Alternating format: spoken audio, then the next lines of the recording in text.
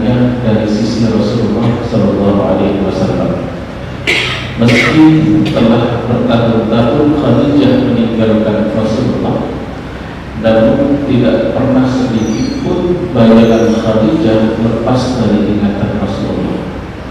Meskipun saat itu Khadijah telah tergantikan kedudukannya dengan beberapa orang wanita yang mengisi kehidupan Rasulullah, mulai dari seorang anak gadis yang bernama Aisyah, kemudian beberapa wanita yang mulia lainnya. Namun hal itu tidak menghilangkan nama Khadijah dari benak Rasulullah Sallallahu Alaihi Wasallam. Satu hari Aisyah sebagai seorang istri yang dicintai oleh Rasulullah Sallallahu Alaihi Wasallam, dan Rasulullah menampakkan kecintaannya kepada yang lainnya terhadap Aisyah, mendengarkan Rasulullah memuji-muji Aisyah, dan ini bukan memuji-muji Khadijah, dan ini bukanlah suatu hal yang jarang.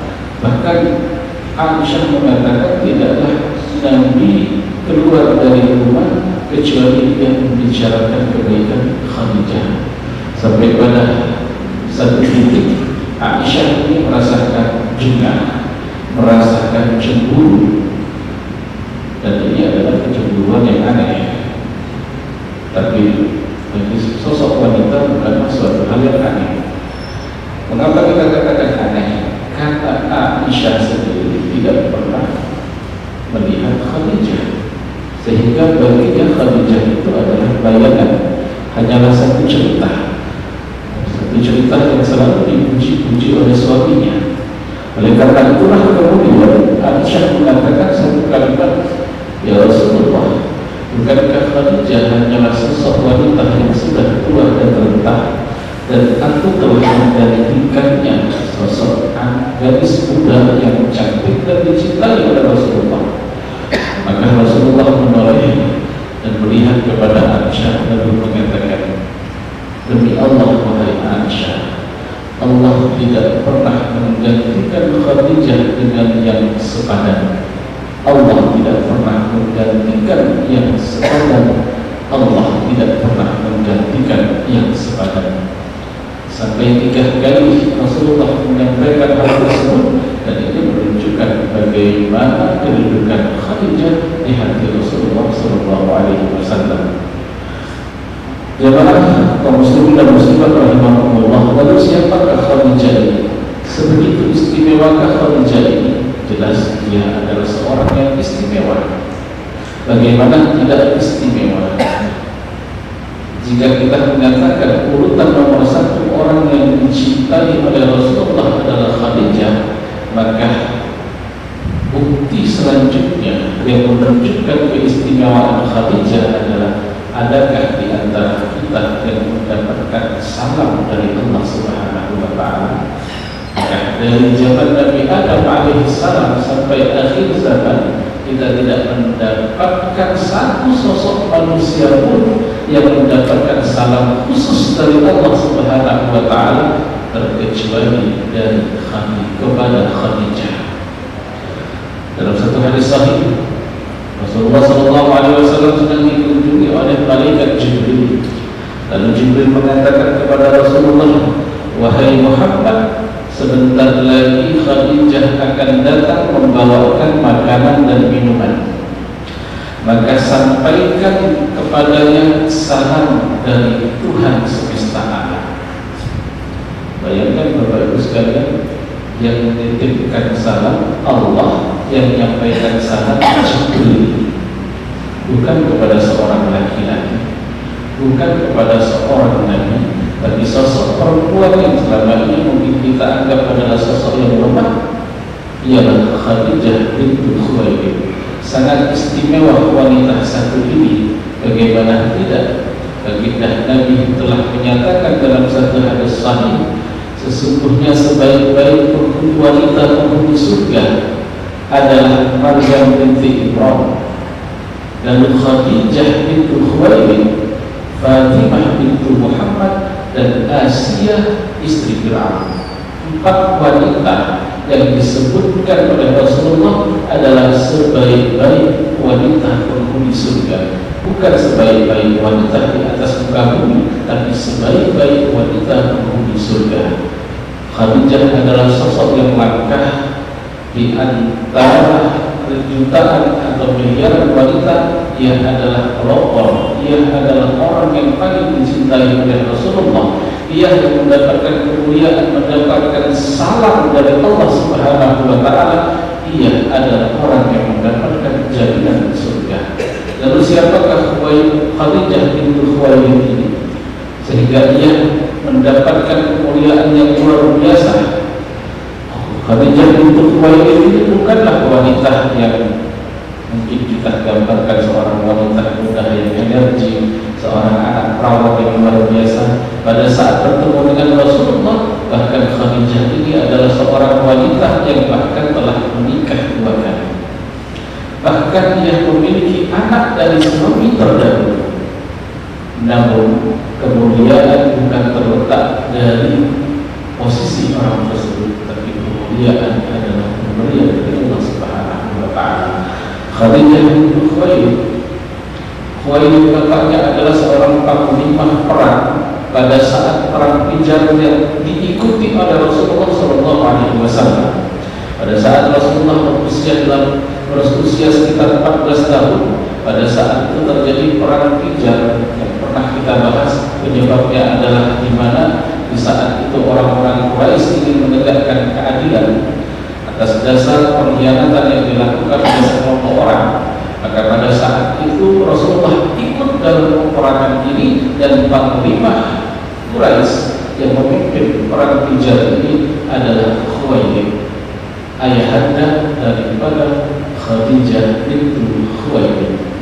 Ia adalah sosok yang mulia, dia sosok yang jujur, dia seorang pedagang yang berbakat. Ia adalah sosok yang benar-benar istimewa di kalangan masyarakat Arab yang saat itu sangat tersesat. Dan ibundanya adalah Fatimah binti Zainab. Fatimah ini juga adalah seorang wanita yang mulia, yang garis keturunannya bertemu dengan Rasulullah SAW di Lu'ay dari ibu, kemudian dari sebelah bapak bertemu dengan Qusay. Maka kalau kita lihat dari garis keturunan, Khadijah ini masih sepupu jauh Rasulullah SAW. Namun dari segi umur, memang jarak Khadijah dengan Rasulullah cukup jauh. Mengapa? Karena pada saat pasukan Abraha mendatangi Makkah, atau kita kenal dengan tahun gajah, pada saat itu umur Khadijah sudah mencapai usia 15 tahun. Di tahun itu ia melihat bagaimana pasukan gajah diluluhlantakkan oleh Allah Subhanahu wa Ta'ala, sementara Rasulullah sendiri 5 bulan setelah itu baru terlahir ke dunia. Jarak Rasulullah dengan Khadijah 15 tahun. Maka pada saat Rasulullah menikah dengan Khadijah, pada saat itu Khadijah berusia 40 tahun, sementara Rasulullah saat itu berusia 25 tahun. Namun sebelum kita membahas pada pernikahan Khadijah dengan Rasulullah, kita melihat keunikan yang terjadi di keluarga Khadijah ini sendiri. Kita tahu bahwa Khadijah ini adalah seorang anak perempuan,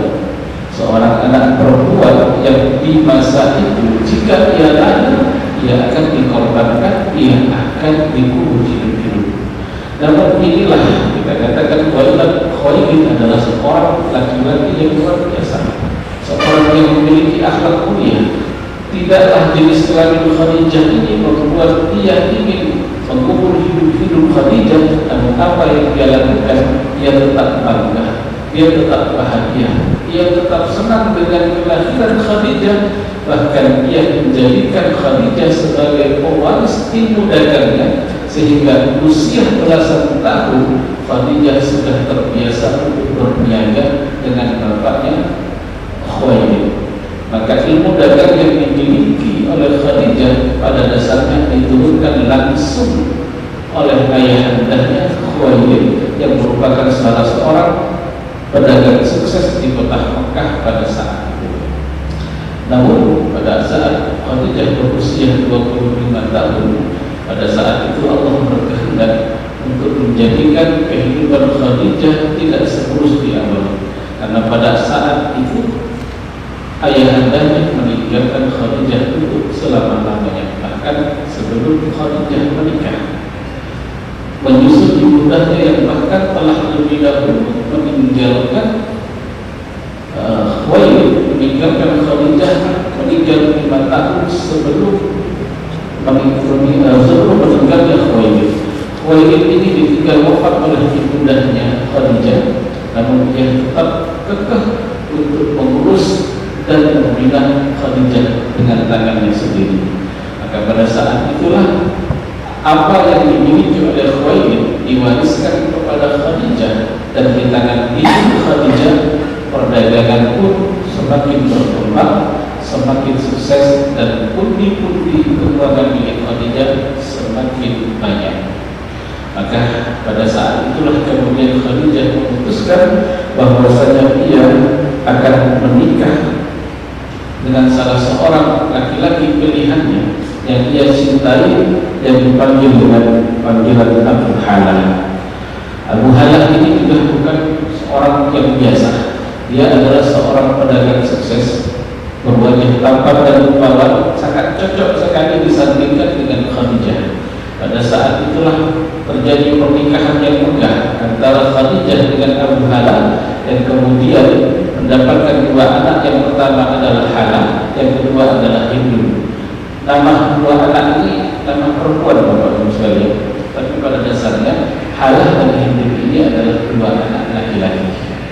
Maka Rasulullah SAW sendiri sempat menjadi ayah tiri dari kedua anak ini, baik Halah maupun Hindu, di mana dalam satu riwayat disebutkan bahwasanya satu hari Halah ini datang menemui Rasulullah SAW, dan usianya masih kecil, masih remaja tangguh. Lalu masuk ke kamar Rasulullah, menyampai Rasulullah yang saat itu sedang tidur. Maka tatkala Rasulullah terbangun melihat Halah sedang berbaring di sampingnya, maka Rasulullah tak segan memeluk Halah, menunjukkan bagaimana keakraban antara Rasulullah dengan anak tirinya. Bahkan Hindu yang besar bersama dengan Fatimah, di mana dia saat itu hidup bersama Rasulullah, hidup bersama ibundanya Khadijah di dalam rumah Rasulullah, besar bersama dengan Fatimah. Maka ia membanggakan hal ini dan mengatakan, aku adalah anak orang yang mulia, ibundaku adalah seorang yang mendapatkan salam dari Allah, sementara saudariku adalah sebaik-baik wanita di surga. Ini adalah kebanggaan daripada anak-anak Khadijah menjadi bagian daripada keluarga Rasulullah SAW. Keduanya masuk ke dalam agama Islam dan menjadi kesayangan daripada Rasulullah SAW.